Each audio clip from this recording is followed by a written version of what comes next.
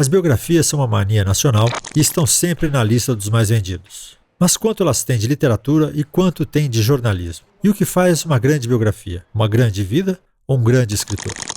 Podendo? Vou começar do começo, né? Quem foi o primeiro biógrafo da humanidade? O primeiro biógrafo deve ter sido Plutarco, né, que escreveu a vida de grandes homens da época dele. Mas o primeiro biógrafo oficial reconhecido é o Boswell, né, um jornalista inglês que biografou o Samuel Johnson, que era um escritor importante na Inglaterra no século XVIII, autor da famosa frase, né, que o patriotismo é o último refúgio dos canalhas, né?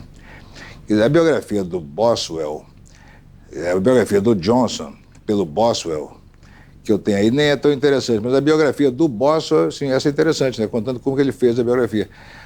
As pessoas tinham uma ideia diferente de biografia no passado que nós temos hoje, né? Você pegar, por exemplo, dois famosos biógrafos do século XX, o André Maurois e o Stefan Zweig, você vai ler aquilo como se estivesse lendo um romance, porque na verdade eram romances, né? Não eram exatamente biografias, né? Não tinha apuração de informações, era uma coisa completamente... eles, como biógrafos, se sentiam no direito de presumir o que o personagem pensava, adivinhar o que o cara pensa, fazer mil considerações em volta.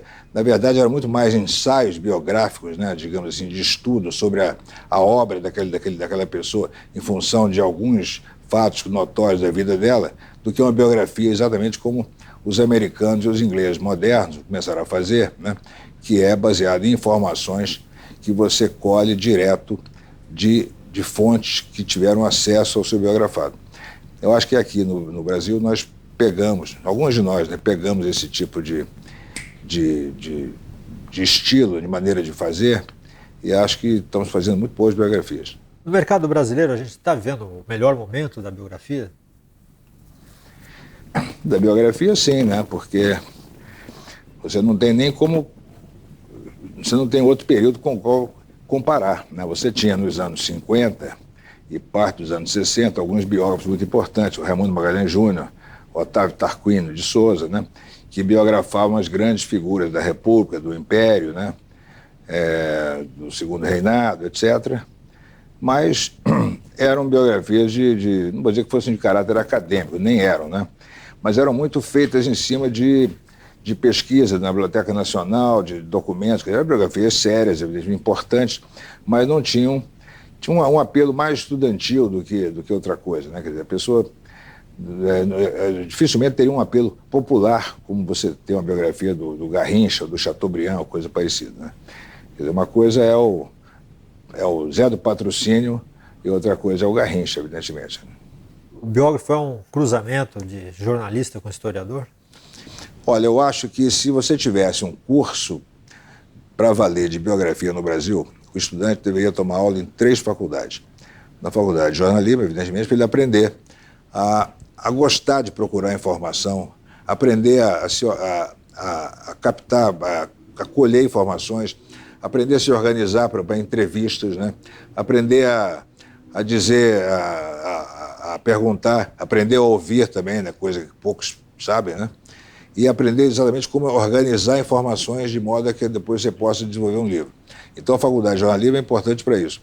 A faculdade de história, evidentemente, porque você nunca biografa ninguém no vazio. Você biografa uma pessoa num amplo contexto, né? Sobre o qual você já precisa saber, pelo menos o básico. Se você tiver que aprender tudo sobre todo o universo do seu personagem, você vai levar 10 anos para fazer a biografia, quando você poderia fazer em 2, 3 anos, né? Então a faculdade de História seria importante para isso. E a faculdade de Letras, né?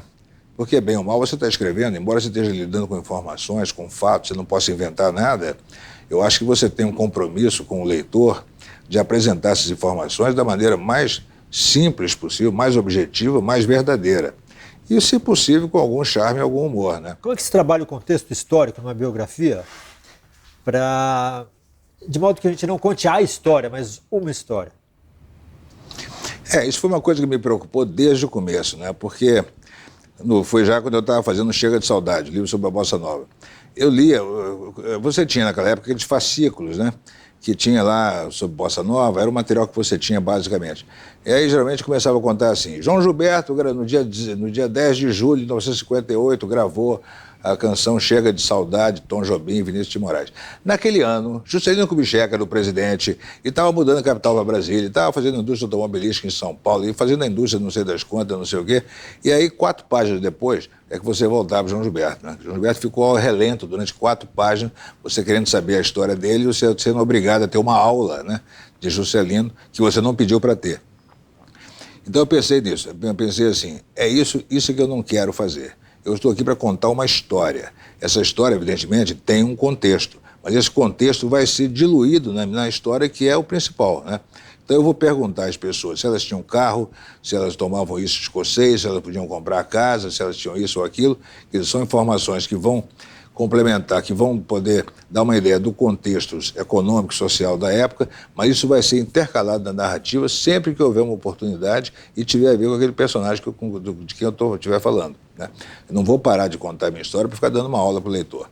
Então, essa é uma preocupação, eu acho importante, porque o leitor está querendo saber a história do personagem, não, né, ter uma ideia do período. Você só biografa um tema que ama, mas por amar você não pode ser parcial? É exatamente aí que está a coisa. Eu parto exatamente do princípio de que eu admiro aquela pessoa. Não sei se amo, admirar sem dúvida, né? Admiro a obra dela, seja no teatro, na literatura, no futebol, na música popular ou coisa parecida, e tenho uma grande curiosidade pela vida dela. Mas eu parto do ponto de vista positivo, evidentemente, sabendo que eu vou passar os próximos 2, 3 ou 5 anos vivendo com aquela pessoa e pela minha maneira de trabalhar, que é absolutamente compulsiva, né? Quer dizer, eu quase não consigo fazer outra coisa a não ser cuidar daquele personagem, tem que ser um trabalho de amor, não pode ser um trabalho de ódio, né?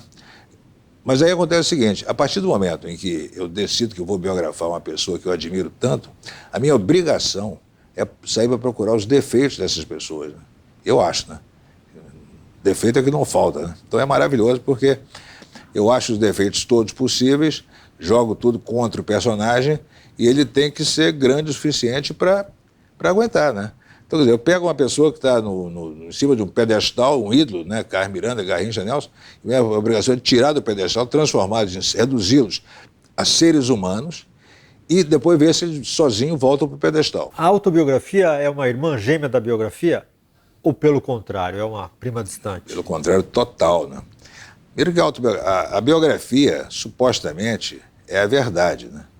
É a verdade possível, né? Estou presumindo que o biógrafo seja, né, uma pessoa honesta, né? Que a biografia é uma tentativa de aproximação da verdade. A autobiografia é inevitavelmente a mentira. Né? Como diz o Nelson Rodrigues, a pessoa se olha num espelho e se vê num vitral, entendeu? Isso é autobiografia, né? Além disso, o que é uma autobiografia? Quais serão as suas fontes de informação? Você, exclusivamente você, né? Então eu não acredito em autobiografia. Agora, acredito que a pessoa poderia ser mais modesta e escrever as suas memórias, né? Em vez de fazer uma autobiografia, se pôr no pedestal, faça uma memória, né? A mais acurada possível, a mais próxima possível da verdade. Não vamos exigir também que a pessoa seja completamente honesta, né? Mas que cite bastante gente, que dê bastante informações, né? De modo que um dia um historiador ou um biógrafo possa usar aquelas memórias, né, como material de base para fazer uma verdadeira biografia do sujeito, né? Então eu sou a favor que todo mundo escreva suas memórias. Agora, eu só não sou obrigado a acreditar nelas. É melhor biografar um vivo ou um morto? Ou não tem diferença? Total diferença, né? O morto, 1000 vezes melhor. Não é pelo fato de estar morto, não poder reclamar, porque os mortos estão cheios de herdeiros que reclamam, né, que protestam e processam. É por vários motivos. Primeiro que a história do personagem vivo ainda não terminou. Você não pode dizer que será uma biografia completa, porque a história do sujeito não está completa, né? Você tem um caso clássico aí que é o Woody Allen, né? Foi objeto de uma biografia razoável de um cara chamado Eric Lex, lá nos Estados Unidos, amigo dele, estava com ele, tinha total acesso a ele. Fez uma biografia razoável do Woody Allen até 1990, né? O livro saiu acho que em 91. Aí em 92, o Woody Allen, quer dizer, aquele personagem que todos nós conhecemos, né? Quer dizer, uma pessoa universalmente adorável, né? Admirada, etc. O livro reflete essa realidade, sem maiores problemas, nem indagações.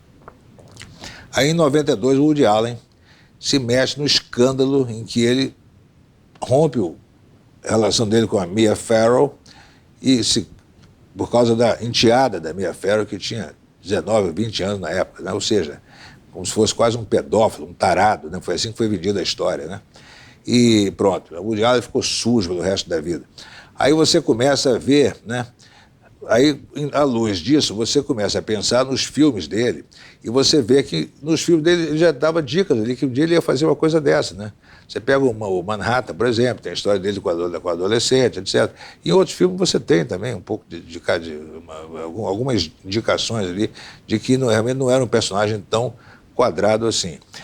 E o que significa isso? A sua biografia fica imediatamente desautorizada e desmoralizada, né? Porque você não narrou um fato grave, como você não enxergou os indícios no passado, né, que levariam àquele fato grave. Então não adianta você fazer essa biografia, né? Além disso, tem outro problema. O biografado vivo será, até pelo fato de merecer uma biografia, será uma pessoa importante e influente, né? Então ele não apenas vai mentir sobre ele próprio quando você for conversar com ele, como ele vai obrigar os amigos dele a mentir para você também. Então, quer dizer, você só tem desvantagem biografando uma pessoa viva. Ela vai tentar ter controle sobre o seu trabalho.